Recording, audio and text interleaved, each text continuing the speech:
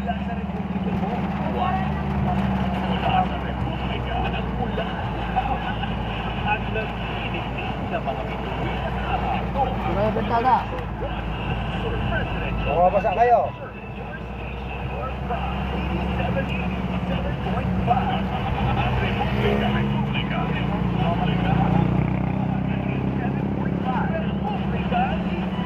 Sige, balik ko na lang kayo sa bahay nyo.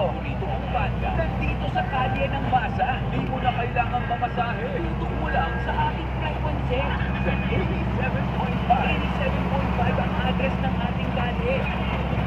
Kalye ni Juan, 87.5.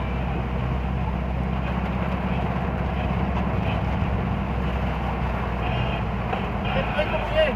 Ha? Tapos computer box. Imposible walang scanner doon, di ba? Meron. Ano din, 2020 model lang din. May scanner yan, yan sa likod. Di ba kung ano, yun ngayon na meron sa akin. Kaya sabi, computer box daw siya ng akin. 35 daw. Nung pinacheck ko kay Kuya Beng, sabi niya, hindi ginawa ng computer box niya, walang repair. Nagkarakan dito.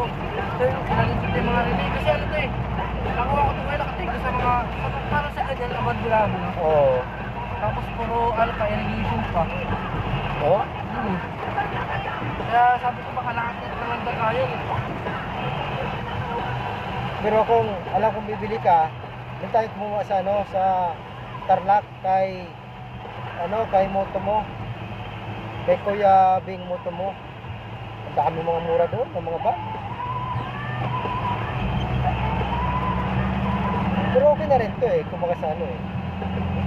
Budget mo alam yung ano mo. Kung ano ko na yung parang i-check engine.